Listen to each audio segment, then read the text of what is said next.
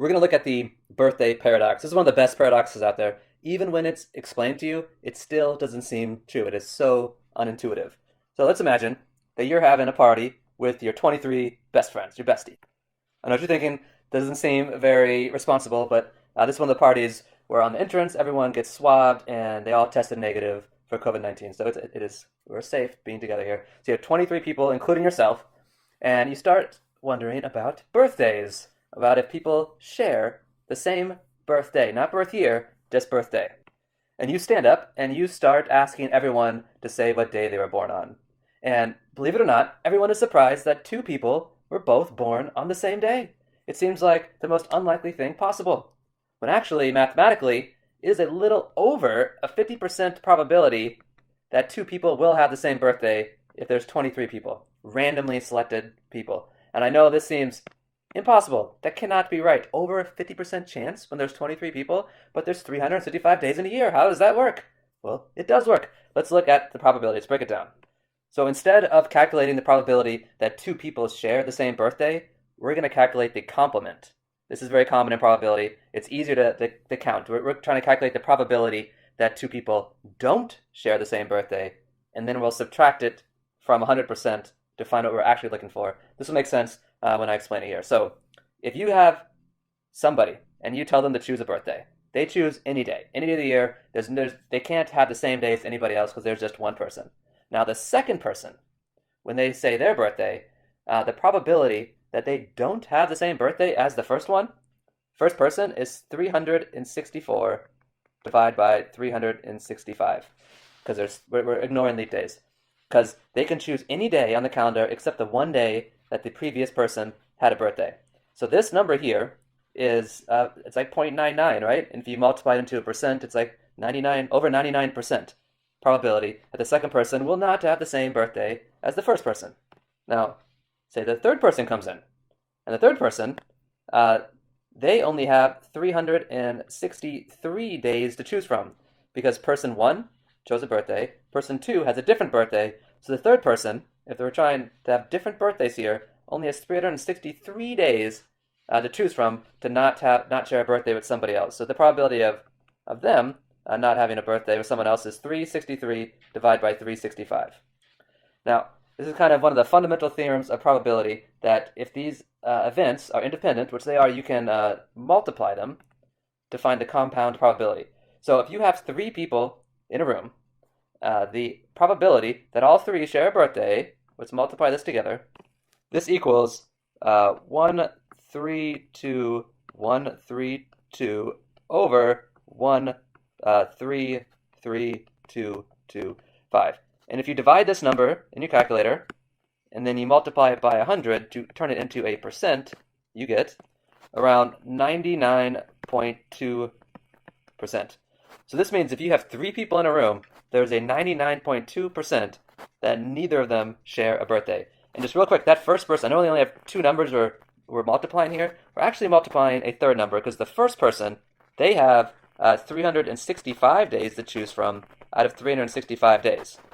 Because the probability that a first person shares a birthday is impossible because of the first person. And if you note, this number here equals 1, so it actually does not change our answer. That's why I didn't show it in the original equation. But it is there, mathematically speaking. Okay, so we would have to continue this process. We have one person, two person, three persons, to go to 23 people, and then look at what the probability is going to be here. And again, what we're calculating, doing it this way, is the probability that they don't share a birthday. So to find the probability that these three people do share a birthday, you have to do 100% minus 99.2%. So there was only a 0.8% chance that three people in a room share a birthday, and that might seem reasonable.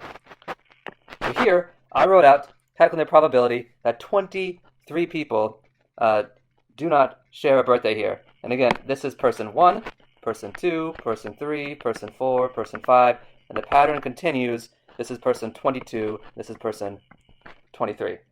And again, just to show what is going on here, person 23 only has 342 days to choose from, because 22 days have already been chosen for birthdays. So let me show you how this looks on a calendar. The first person, their birthday can be anywhere. Say it's July 7th, so we'll cross that day out. And then the second person, let me write this with numbers. The second person, they can do anything but July 7th. So maybe they do March 6th. Then the third person, let's assign them to June 9th. Again, these can be any days. Fourth person, fifth person, sixth person. Again, I'm calculating probability that these people do not have the same birthday. So they have to be on different days. And then you can go 7 person, 8 person. I'm just doing random days here. 9 person. And now the 10th person, they can choose any of the 365 days other than the 9 that have been chosen. So they have 356 choices of days out of 365. And again, we're going to ignore that leap day. So this is the probability of this 10th person choosing a day that is not chosen. And then you can put them on there. So let's say they're May 10th. And then you keep going until you get to 23, right? 11, 12. So here, 23 days have been chosen. So really, what we're calculating is the probability that when you randomly are choosing a day, you don't get any overlaps. No 2 days are chosen by 2 people. So this calculates the events, each event happening. Person 1 not sharing a birthday with anybody. Person 2 not sharing a birthday with person 1. Person 3 not sharing a birthday with person 2 or 1. Person 4 not sharing a birthday with the previous people, and so forth. Now, if you multiply all these numbers together, you'll notice there's a pattern. On the bottom, you have 365 because probability, the bottom number there is always going to be the total sample space, 365 days. So you can condense that to be 365 to the 23rd power. That means you multiply it by itself 365 times.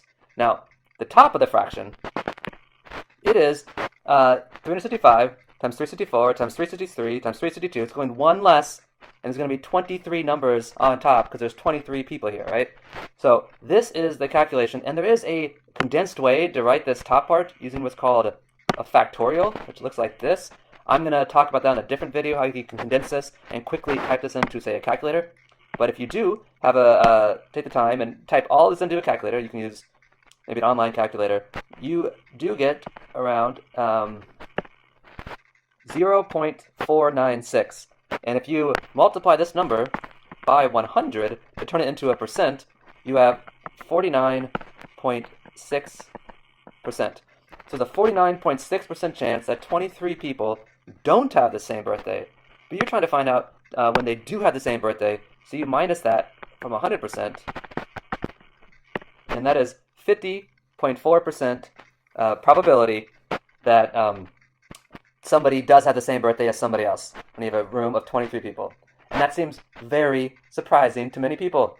And guess what? If you have even more people in the room, let's say you have 70 people.